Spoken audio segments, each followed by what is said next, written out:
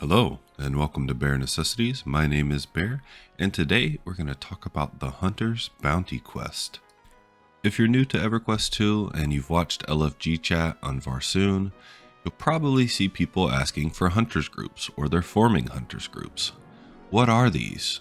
How do you complete them? What are the rewards? Hopefully I can answer these questions for you today, and hopefully by the end of this, you'll start doing them every day to get some juicy rewards. First, let's talk a little bit about the history behind Hunter's Quest. I'm not 100% sure on this, but I think the inspiration for Hunters comes from summer ethereals. These are events on the live servers that offer quests that reward coins for running solo and group-based content, and you can use those coins to buy super powerful items. TLEs at the time didn't really have daily content until the Shadow Odyssey expansion. So, in the middle of Fallen Gate TLE, which is the second TLE, we were just finishing up Echoes of Fadeware when the devs announced that Hunter Cazel would be providing daily bounty hunting missions, which reward Kunark Hunters coins, which may be used to purchase powerful rewards. So, in the beginning, the first Hunter's Quest actually started at the beginning of an expansion, and each Hunter's item also cost 50 coins. So, it required doing the quest 50 times to get both of your Hunter's items. I'll go into that more later, but I did want to mention that. After the initial drop of Hunters, each new expansion released these quests during the mid-content patch or halfway through the time-locked expansions, and items were reduced to 30 coins per item.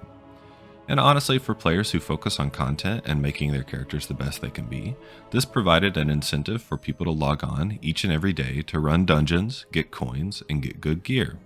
This continued in every expansion throughout the lifetime of the Fallen Gate server, and once the third TLE, Kaladin, was released, Hunter's Quests were added for every earlier expansion and the base game as well. There was a bit of time where the developers experimented with adding contested names on the Hunter Bounty quests, but it created such a bottleneck they eventually exchanged all the contested targets with instance mobs, so it was easier to get these targets and way less toxic. So now that you know how Hunters came about, let's talk about some of the details of these bounty missions. Each quest has 3 targets and it resets every 18 hours. In order to see when a Hunter's Quest resets, go to your quest journal, go to the mission timers, and type Hunters in the search bar. When the timer resets, a quest will become available to you from the Hunters NPC. You can grab it and do the quest. But once it's done, the Hunters Union rep won't give you another quest until it hits the next reset time. This is pretty common with dailies in other games, but I'd figured I'd explain it anyway. Each quest gives you 2 coins, 1 coin for finishing, and 1 for being a member.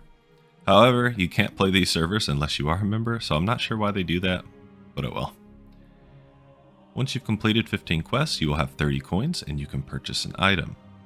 One thing you'll notice about the Hunter's items is that they have a prestige identifier on them.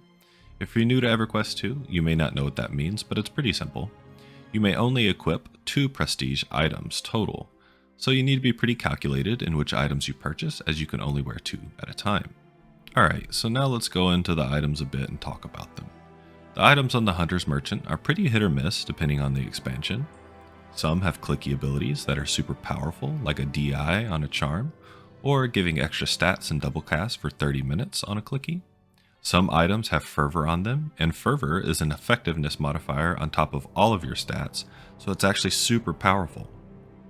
I'm not sure why all the items don't have fervor on them, but the fervor alone makes those the most powerful items for a majority of classes.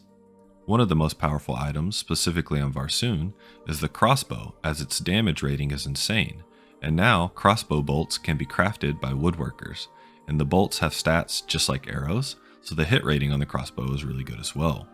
So keep a lookout for it, as it will probably be the best in slot for almost every class. Also, the weapons and offhands generally have extra reuse, and a really cool proc on them called Flay, which increases the reuse even further and does damage over time. While also, all of these have fervor on them. This is why, for example, on my wizard, I'm using both the crossbow and the offhand shield for extra chances to proc Flay, and a boatload of extra reuse, which is important on many classes. Before I dive into my last point, I'll just say this. Hunter's items are very powerful. Honestly, if you have an entire raid of people with Hunters versus one without, you will 100% be able to tell the difference. It will increase your heals, your DPS, your survivability, and I recommend each and every person to get 2 of these items. If you want an extra 30-minute clicky buff, you can always get a third item. Swap it in, cast the buff, take it off. So finally, my last point. What are some of the downsides of Hunter's items? Well, if you've played on Varsoon or any of the other TLEs, you'll know that each expansion has one big epic quest, like the Prismatic Quest in Shattered Lands, the Peacock Quest in Desert of Flames, the Claymore and Kingdom of Sky, and Swords of Destinies and Echoes of Fadewar, and so on and so on. So oftentimes you have one weapon slot filled from just that quest. Then with Hunters, your offhand and range are often also filled from that. Other iconic weapons that drop from raids all of a sudden become obsolete, or stand-ins until you finish your Hunters. This actually ruins a lot of nostalgia for a lot of players in Everquest 2. Some people hate that they have to craft or buy crossbow bolts on a weekly basis and would rather just equip a wand, or not use ranged attack on a melee class, which is what most tanks and scouts do these days. There's been some suggestions to convert these Hunters items into just adornments, or maybe add fervor to some of the non-weapon items so that more items become attractive while still being able to equip that iconic bow from Terranax, or that cool weapon from an avatar. There's also been suggestions on making the coins heirloom to make it easier to form groups, and get coins for your alts or funnel them to your main. Whatever may happen, and however these quests and items may evolve in the future, I do think the Hunter's quests were a wonderful addition to the TLE servers for EverQuest 2, and they keep me logging in each and every day.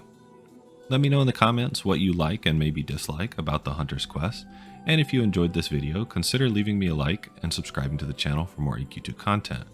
Thanks for watching, and I'll see you later.